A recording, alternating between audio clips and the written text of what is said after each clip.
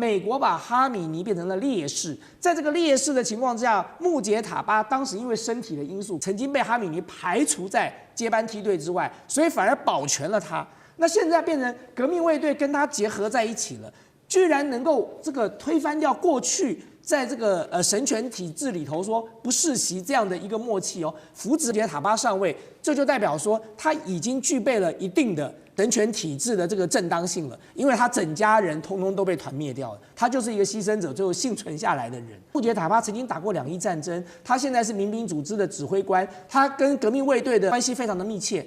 那么美国这次恐怕就会碰到了一个烫手山芋了。美国这次碰到了一颗硬石头了，不是一个软柿子。哈米尼最高领导人刚死，我们要来看到这个战火现在全面升级了，会由他的次子世袭来接班吗？另外，现在伊朗寄出的最新公式叫做这个去中心化的马赛克防御，也就是说分散的在总共是31个战区之外。31个战区之内来开火，现在被解读是这个光脚的不怕穿鞋的。美国以色列接下来打得住这一场长期的消耗战吗？我们今天会一起来做关心。其实呢，在哈米尼最高领袖他身亡之后，不到数小时的时间而已，我们看到德黑兰是立刻宣布了要成立一个3人的临时领导委员会。好，这委员会其中的一个成员之一，他就这样出来做宣誓了。他说：“好，确实哈米尼已经逝世了，但是呢，接下来这场战争我们会持续的依照哈米尼当初的设计，优雅的进行下去。那现在看呢，要进行下去，总要有一个领导人吧？现在传出来最高的领袖就会是哈米尼的次子了，这位是穆杰塔巴。穆杰塔巴，观众朋友可能比较不熟悉，我们稍微来了解一下。长期呢，他奉行的是跟哈米尼一样的一个保守派的路线，是比较强硬的，而且呢，他跟伊斯兰革命卫队的关系非常的密切。过去他曾经打过2伊战争，现在更是伊朗的民兵组织巴斯基的重要的指挥官。那么接下来伊朗会实施怎么样的策略呢？其实就是针对美国跟以色列施压。那么怎么样施压呢？就是对全球持续的做这种经济上面的勒索跟施压，让美国跟以色列感到压力。但是有没有效？我们来看到伊朗最近做了哪一些动作？用无人机轰炸在中东卡达的天然气设施，还有沙国最大的炼油厂，荷姆兹海峡也被封锁停滞，油价现在一口气已经暴冲了70%这么大的一个幅度。另外，在多个地方的机场跟港口都遭到袭击，在阿联、在科威特、伊拉克等等，我们最近几天都有提到，包括了美军基地，有多个美军基地都遭到袭击。那另外一方面呢，伊朗最新也采取了最新的攻势，这个攻势叫做马赛克防御，也就是一种去中心化的方式。伊朗把他的军队拆分为31个战区，每个战区呢就有自己独立的一个领导人，他们就再也没有一个所谓的统一的中央命令的一个方法了。这些领导人在31个战区自己来决定说，我什么时候要做攻击，我的目标是谁，我要用什么样的方式来做攻击。这样子的好处呢，我们来看到伊朗的外长怎么说。他说，就是因为在过去20年之间，我们伊朗长期在研究美军的失败案例，他认为就是这种去中心化马赛克防御的体系，才能让伊朗胜利，来决定战争到底何时，还有如何来做结束。节目一开始要特别请教委员怎么看了这个伊朗的次子，也就是这一位强硬派的穆杰塔巴上位，这是伊朗神权世袭化，还是接下来会跟革命卫队的接管有关系？他会如何带领伊朗的前景？会强硬的继续跟美以之间来做抗衡吗？那委员怎么看？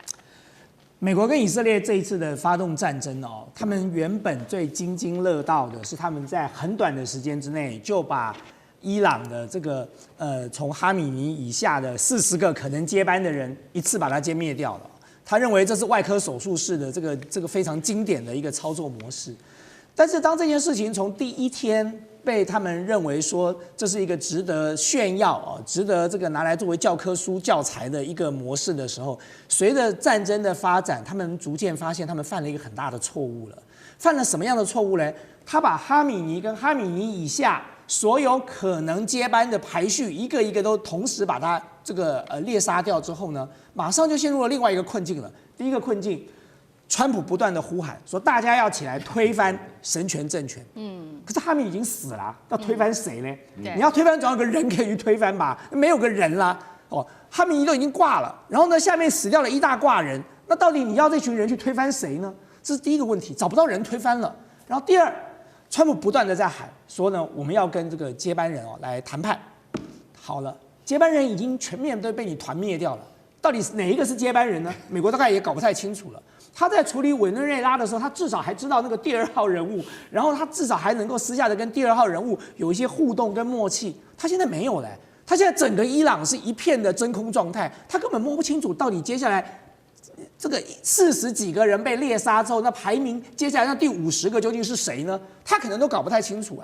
所以在这种情况之下，他也找不到人谈判呢。所以你就会看到川普不断的喊谈判，然后呢喊到最后他自己干脆回过头来讲说，现在谈判已经太晚了啊，我已经把你们都空军跟海军都消灭了，现在不要再来谈判。可事实上我在讲的是根本没有人要去找他谈判的，因为全部上面的人都被团灭掉了，谁能够有资格去谈判呢？好，这是他犯的第2个错。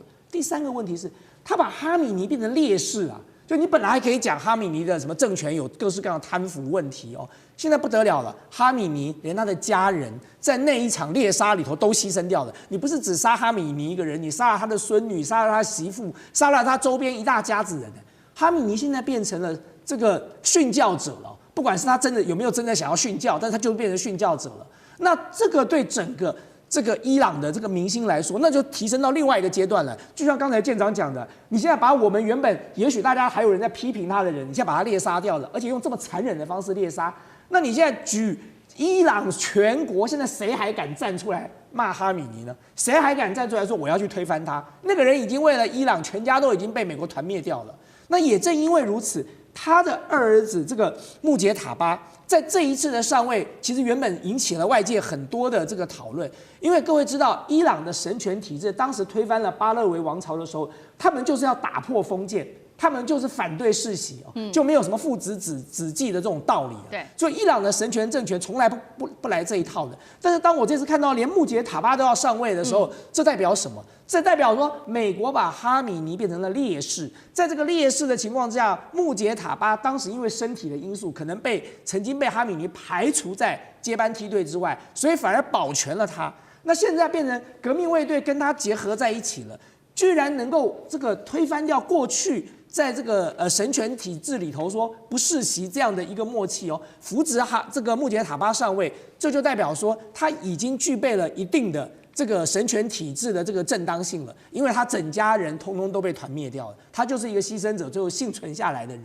所以在这种情况之下，你再看到说穆杰塔巴曾经打过2伊战争，他现在是民兵组织的指挥官，他跟革命卫队的这个关系非常的密切。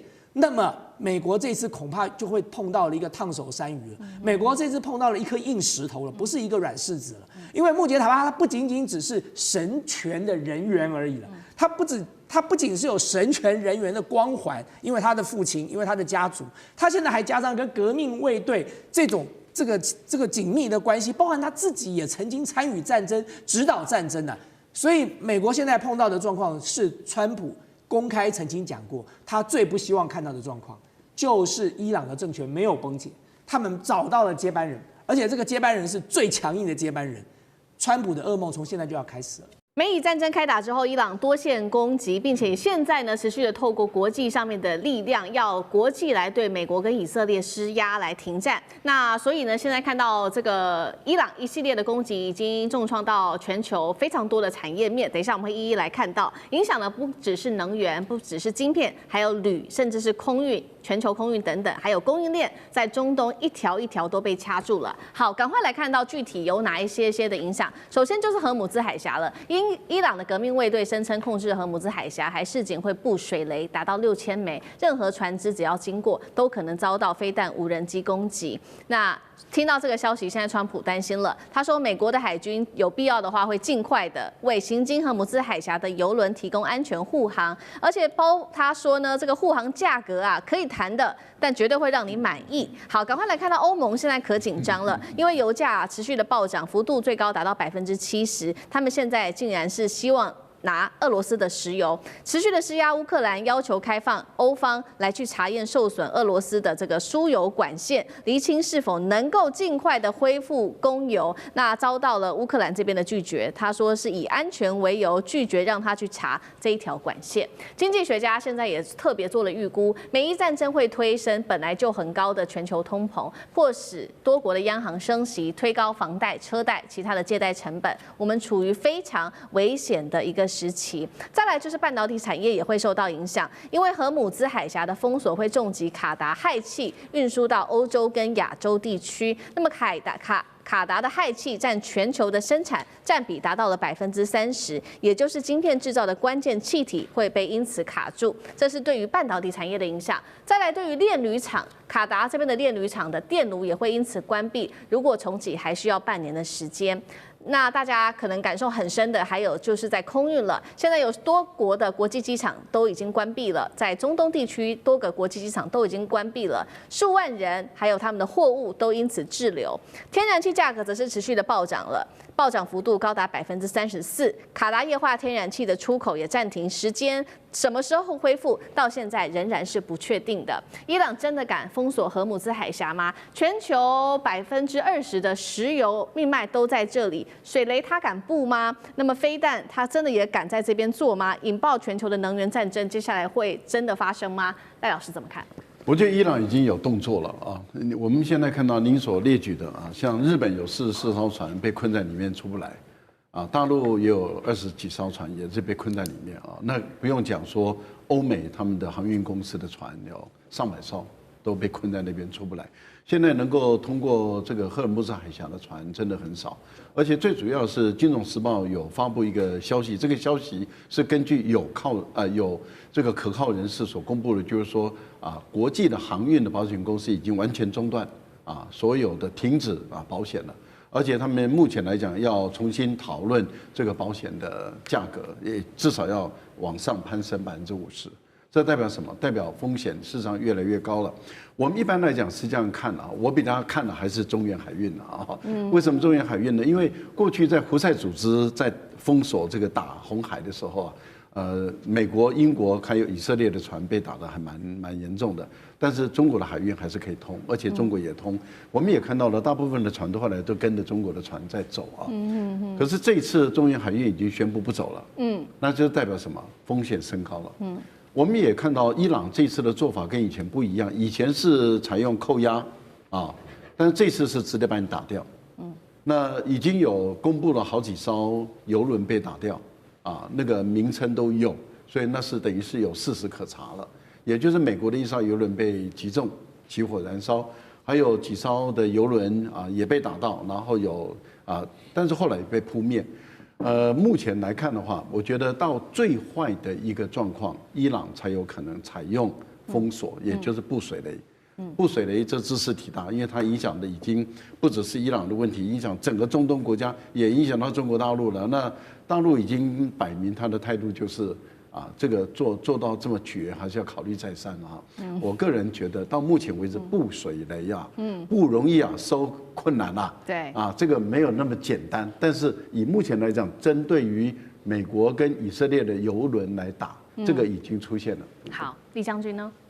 我觉得川普非常有意思哦。以前有一部电影叫《保镖》哦，这个你觉得川普现在是不是把美国海军当镖局，这个护航，然后收钱？保镖不就这样吗？对不对？这个运送这货物在古时候这个道路上面运输的时候，为了怕土匪抢所以要请镖局的人来这个保护这个货物。那现在川普要收钱嘛？川普是不是就是现在就是把美国海军当保镖这个护航，然后收钱？但是我觉得这个作为有没有效果？我觉得没有效果。你这反而中了伊朗的这种道为什么？当你海军把你的舰艇弄到荷姆兹海峡，荷姆兹海峡你要护航只有30公里的距离，那用炮都打得到它不要用导弹，也不需要用什么无人机，它用火炮就可以打到你这个美国的军舰。那你是不是把美国军舰置之于死地？所以从荷姆兹海峡这次被封锁，我们看出来，美国对于这次开战并没有做好完全的准备，因为所有人，包括我们都知道，荷姆斯海峡，伊朗一直威胁着是要封锁。虽然说在两伊战争期间他为了怕说杀敌1000自损800，在两伊战争期间他都没有封锁荷姆斯海峡，但是这一次他面临他这个生死存亡的关头，他已经抱定了一种鱼死网破，就算是我自损8000，我也要杀敌你1万所以他这次就封锁荷姆斯海峡。难道你美国在开战之前你没有预判到这种情形吗？如果说你有这种预判的话，你是不是应该事先就采取防护的一些预备措施？譬如说是你要将你的滨海战斗舰派到这个地方来建立一个防御体系，防止它无人机的攻击，或者是先占领这个地方的海域，让它没有办法在这个地方部署水雷。那现在这个地方的水域很明显的这个我们讲说制海权。这一段的制海权已经很明显的掌握在伊朗的手上，那你这时候再说要去护航，要去收钱，反而让大家看成是一个笑话。当然，我个人认为说是伊朗封锁荷姆斯海峡，可能后续这个时间有多长，其实有待观察了。他是不是达到他目的之后，引起全世界的注意，然后甚至于引起海湾国家这个对美国产生排拒，甚至于全世界其他国家会对于这个美国发动这场战争采取一种这个反对的声音之后，他达到这个目的，是不是就可以自己也为了他自己原油能够运出去，他就会解除？我觉得这才是之后解决的方式。好，所以现在伊朗荷姆兹海峡的封锁会影响到能源是否告捷？那欧盟很紧张，还说希望拿俄罗斯的石油，委员又怎么看？如果封锁荷姆斯海峡，全世界只有2个国家获得庞大的利益，一个叫美国，一个叫俄罗斯，其他输得很惨，所以美国欢迎他封锁。为什么？本来他打伊朗就有人觉得不太妥当，一封锁的话，哇，这下肥了。你海湾国家要拜托美国去修理伊朗。你那个欧洲国家还敢跟美国站在对立面吗？不会了，包括中国都会，拜托，他们不要打，要不然你伊朗收手。其他国家包括日本、韩国、台湾都受害。那美国就是全世界最大的石油出口国啊，他担什么心啊？对不对？你们不要求他，刚好颠倒。那俄罗斯呢？本来你不是不能卖吗？我石油不能卖，电能进入吗？变成每个人求着他卖了，因为全世界2大就他嘛，还有加拿大这一下子也可以卖一点啊，对吧？所以这整体来讲是美国会最大的获利者。我不知道伊朗的人应该也知道这个效果。那你本来这海湾国家好像说我把你当人质啊，美国来救你就会跟我妥协，才不会的啦。美国最好看看你们这每个人都受灾，然后要帮忙嘛。我何必我这个保护费可贵了啦，我这保护费可贵了啦，对。要把伊朗打趴有没有难？不难啦，真的不难，把伊朗整个打趴不难。伊朗政权换来换去也没什么了不起的事，只是这一次还没有把它没有那么大力。你知道轰炸贝尔格勒轰炸70几天，现在轰炸不到4天呐，对啊，所以我是觉得美国人很炸，等你封锁，你说油价会涨，油价涨我赚钱啊，我的石油公司大赚钱啊，我随便开价，你台湾买不买？日本买不买？对不对？我天然气你卖不卖？所以这个就是这种连环计，一环扣一环我是觉得受伤的是中国、日本、台湾、韩国、欧洲，得利的就是美国跟俄罗斯不然你看看还有谁有石油？就他们2个有啊。好，那会不会引发后续这个战争型的通膨？因为刚刚说了嘛，除了石油我们要关注之外，还包括了有这个天然气，还有氦气断裂、铝厂停炉等等。那杨老师又怎么看？我觉得接下来3种情况会有3种不同的影响，对于全球的能源到政治经济。那你看到昨天、今天美国到台湾的这个亚洲的股市的这种变动，就表示说，其实我们现在股市很脆弱。那风吹草动见这个涨跌那所以任何的风吹草动，第一个，如果这个战争限制就是在目前的情况，在伊朗跟以色列跟黎巴嫩之间，尽管它再怎么激烈，也许伊朗的油田设施被打，但是呢，它对于整个全球的原油跟能源以及经济的影响还是有限度的。那荷姆斯海峡现在你看到伊朗到目前为止只是威胁，但他并没有真正的出手去炸任何的这个油人。有几个传言说有人受到影响，但是没有真正的确实。如果这样一个持续的话，那大概可能会它的影响就会慢慢的在可控的范围。那这个接下来就要看谁去做最高领袖，以及他怎么样的政策。哦，那第二个就是它可能扩大变成海湾国家的这个原油设施也受到影响了，那或者是荷姆斯海峡的这个通行也受到影响，那这个就会有比较长远的冲击，油价就不止85了，油价可能真的会涨到100以上，不至于像伊朗所说会涨到200了啊。那如果涨到100以上的话呢，那全世界股市大概就只是现在俄罗斯会涨而已了。哦，那但是呢，连美国都会受影响，这个就蛮大的一个冲击。如果真的进入到美国跟伊朗的这种全面性交战，那真的是1/3的油都来自于中东，1/2的油跟天然气都经过荷姆斯海峡，那它的冲击就难以想象，尤其是对亚洲，中国大陆依靠来源于中东44%，日本95%，韩国70%，我们台湾60%，那也有另外20%的天然气。液态天然气是来自于中东，这不可能短期之内有任何的替代。而战争它的这种冲击，可能在战争结束之后，都还会留到相关的影响。川普在突袭了伊朗之后，现在是不是自食恶果呢？我们要来看到，现在西方的盟友孤立了美国之外，在油价的部分，因为伊朗封锁了荷姆斯海峡，所以现在价格已经破100了。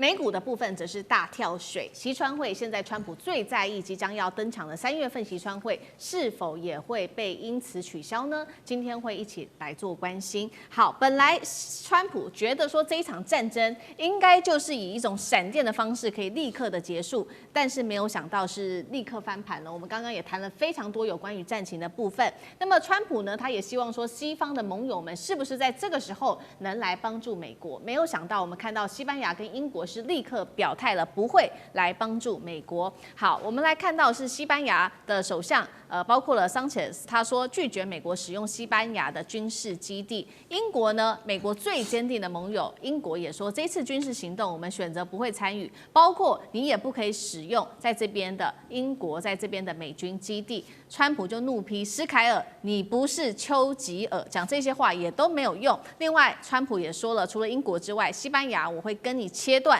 所有的经贸往来。川普对这些西方的盟友感到非常的愤怒。那另外一方面，表态的现在中国大陆出来说话了，他要川普还有要美国跟以色列立刻停战。这个北京强烈的表态说，美以的行动这个是错误的。原本规划的川习会，现在北京有没有可能取消或者是延后？这对于华府来说，恐怕是非常担心的事情了。所以接下来我们要特别请教委员又怎么看了？现在川普眼前的问题，除了西方的盟友不帮忙之外，还有他最在意的川习会是否生变了，如何影响到国际局势？川普是不是误判了这最后可能会造成的结果？委员怎么看？是美国的盟友这一次都选择跟美国保持距离的原因，是因为美国发动这场战争，并不具备正当性哦。那你先不要讲说川普已经不承认的国际法了，但是大家第一个反应就是你有没有通过联合国安理会的决议？你在没有联合国安理会的这个同意之下，你就贸然的发动战争，你完全是视国际法于无物了哦。那么更不要讲说，明明眼看着他们谈判应该要有一些成果了，就是在美国跟以色列发动战争之前，这个他们才刚刚讲好说，马上数天后就要展开第3轮的谈判，而且谈判的气氛看起来都还不错，就忽然之间，以色列跟美国就发动了战争，就大白天就开始突袭，这个发动空袭了。所以这当然完全不具有正当性了。他就觉得说这是另外一个珍珠港事件翻版，明明不是在谈判吗？就接下来马上都约好时间了要去谈了。那你把库纳许，你把美国这些谈判代表就当作是玩偶就对了，就摆在那里骗一骗人家，然后你背后一手拥抱一手插刀。那这样的做法对美国的盟友来说，他们当然就不可能陷入这场这个有道德争议的战争里头了。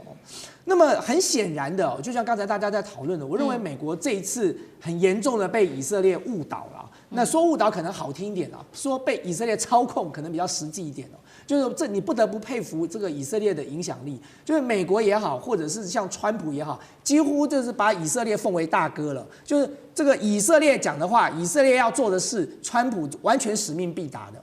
那么，所以在这种情况之下，川普把美国陷入了这样的一个境地里。我们刚才不断的在讨论说，为什么现在全球要变成一个这个全球大乱，甚至搞不好还会爆发更大的这个区域战争？其实最主要的原因就是对伊朗来讲，你要灭掉我了，我已经是生死存亡了，我绝对不介意拖全世界下水。这是一个常态的心理啊！就如果我们今天任何一个人面临到这种状况的时候，你一定想说，那大家一起陪葬就好了。那更重要的一点是，大家现在看到的这个所造成全球的冲击只是刚开始哦。如果这场战争持续下去哦，就像刚才我不断强调说，舰长说过，如果你在波斯湾布了水雷了，那你整个荷姆兹海峡的这个相关的这个油这个液态天然气通通都不要出来了。你全球马上就受到冲击了。大家说啊，冲击没什么关系，重点不是这个，重点是全球的股市开始崩盘。那大家接着说，那美国的股市看起来挺住啦，也没挺住，因为全世界的金融体系是联动的。当这个一个地区开始进行全面崩盘的时候，它就马上会像这个骨牌效应一样开始全面倒了。你只是看美国的股市是骨牌的第几张骨牌而已。那么造成了这么大的一个这个全球的冲击，其实伊朗的战略很清楚嘛，就是唯有如此，我让你们都痛，不是只有我伊朗痛，那么大家就会想办法来解决这场战争。我觉得像习川会有没有可能再继续如期举行，这都是一个很大的问号。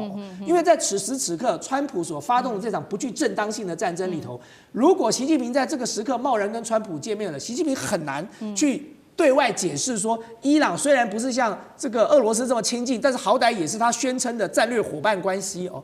那么但是我认为在这一场的这个不具正当性的战争发动之后，反而让北京取得了另外一个更好的这个战略的制高点，就是这场战争，如果今天美国真的想要把它这个画下一个休止符哦，你不要说谁赢谁输了，这场战争大概谁都不会赢，谁也不会输，就打那个天长地久了。美国如果要退出这个战场，他必须要找一个人来斡旋了。这个时刻，你说波斯湾的国家谁愿意斡旋？他们已经跟这个伊朗都已经扯破脸了。这个时刻最有资格、最有能力斡旋的就是北京政府。所以呢，我认为，对于习川会有没有可能继续推动下去，除非川普释出更大的善意，他给出更好的利多，那么习近平也许愿意勉为其难。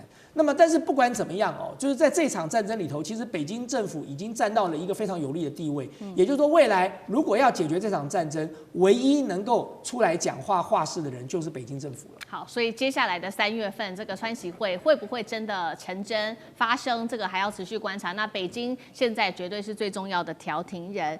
川普现在要担心的事情，除了说接下来的习川会会不会如期举行之外，他还要更担心的是，现在整体的资本市场已经开始出现了非常多的反应了，恐怕都对于他来说是具有非常大的压力的。我们先要来看到的是，包括因为刚刚提到了嘛，伊朗它封锁了荷姆兹海峡，在这边布了大概6000多枚的水雷在这边，所以现在可以看到呢，这个油价的部分已经不断的在飙涨，150艘的油轮现在卡在荷姆兹海峡的海上，油价单日狂飙双位数，布兰特原油的短线冲到80到90美元，现在预估封锁持续的话，油价会破100元大关，天然气价格同样是冲破飙涨了130%。川普一直喊嘛，赶快降息，现在看起来通膨的压力会持续的扩大，那就更不可能逼着联准会主席去做降息了。那所以川普就喊啊，那没关系，你荷姆兹海峡封锁，我会出动所谓的海军来去护航之外，针对资本市场我也会做这个金融保险的救援，到底有没有效啊？舰长又怎么看？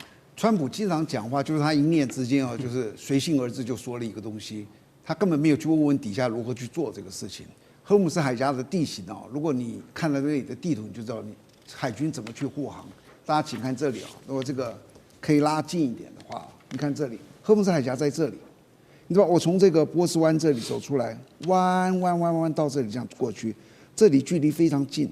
当我一个船走到这中间的时候，我问你，所有这里都是伊朗每一个方向都有可能打一个飞弹过来，对，甚至一个飞弹块，它有数百艘的飞弹快艇，飞弹快艇也可以打过来，你如何防？这个东西不是说这里东西弯着，而是它的叫做它的反应时间根本不够啊。这个30几公里，我走在中间，大概就是距离陆地大概是10几公里，那个飞弹一下就到了，那我怎么防？我去保卫别人，我一个军舰走在里面，我只有一个想法，我如何自保，我如何活着出来。那如果一艘军舰在这里，那军舰都上百亿的，一个叫做油轮也不过才几十亿而已啊。那你认为，如果我今天要去打这个护航的油轮，跟那个护航的军舰的时候，这油轮的时候，你要打谁？我先选择军舰，那是高价的，我怎么会打油轮？这是一个。那土耳其，对不起，伊朗有高音速的空传飞弹，它的飞弹的性能我查了一下，比我们的雄3还要好，就是更快一点，打得更远一点。他用这个打，我现在跟你讲，他在这里面这么短的时间，几乎很难防，你知道？理论上可以，实际上都非常难。所以他会不会用这个去打他呢？我告诉你，别以为他会打。所有的角色都要去想。如果我今天他不说他在外面有一个航母，对不对？我派了5个这个飞弹快艇去打5枚我刚刚说的那个超音速飞弹，然后把他航母打沉或打很重，然后呢？然后这个国家就基本上就完蛋了，美国就要你的命了。所以他会去做一个考量。任何作战不是说你这样完毕就结束的，没有结束啊，还有后续。然后刚刚委员说几次啊，就这一次所有的封锁都是靠飞弹封锁。如果他说停，立刻停。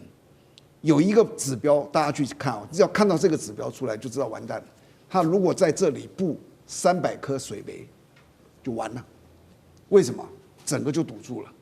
2012年曾经在这里做了一个30个国家的排雷的演习，放了29颗雷，进行了12天，找到的雷不到1半，非常非常的困难。那还29颗，你只要摆300颗雷，就真的符合委员说的，他要跟世界同归于尽了。我觉得那个是一个很重大的一个指标。好，一方面是荷姆斯海峡对于全球的影响哦，非常的重大，而且包括整体的油价都会受到影响。另一方面，美国的股市，川普上任1年多来一直在吹的就是股市涨非常多嘛，这是他的重要 KPI。那现在我们可以看到道琼盘中暴跌了1200点，全球股市一起全面下挫。干哥怎么看这个后续的灾难性影响？对啊，你川普好不容易弄出一个政绩来了，结果一打2天完蛋了，道琼下跌1200点。我告诉你，那个1200点对美股而言是很大的灾难，对不对？然后呢，后来川普马上及时跳出来说：“不要怕，原油我会派军舰去保护的。”然后这个傻乎乎的美国人就相信了，就反弹了。后来只跌了400点而已。我可以跟你讲，再过2天一定又会再跌到那个数字。因为它不仅仅是道琼，它连纳斯达克摩根斯丹利，它都那个摩根指数都跌，只是深浅程度不同。我们就来这样讲，我先讲一个重点，就是说，不要说6000颗水雷啦，刚才舰长讲的是29枚找不到1万，我告诉你，只找到14枚而已。美伊战争爆发，川普跟他周边的人士现在是在大赚战争财吗？我们今天会来关心到一位神秘人士，他猜中了美伊会开战，一夜之间赚进1000万元新台币。另外呢，马克宏现在看到美国不可靠了吗？最新他宣布要扩充他的核武。今天就这些议题，我们会一起来做关心。好，赶快来看到的是，在开战前，突然间 X 平台上面有了一个赌局哦，引发了许多的质疑声，说这个消息是不是提前的泄露了？有人有了内线消息，知道美国要对伊朗展开攻击吗？因为呢，我们来看到了这个消息传出来，这个赌局开出来之后，我们看到民主党议员怎么说？他说，这位神秘的人士啊，他赌注美国会对伊朗开战，结果确实就一天大赚了51万美元。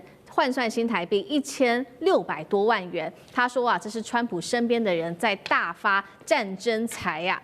美国的参议员也这么说，认为这个行为实在是合法，但是非常的荒谬，称他说要提一个法案来封锁此类的交易，内线交易。再来看到亚利桑那州的这位参议员，他说这是明目张胆的内线交易，并且痛批说你怎么可以利用阵亡将士来中饱私囊，简直是丧尽天良。这到底怎么回事？有人在偷偷赚这个所谓的战争财吗？会是川普的朋友吗？干哥怎么看？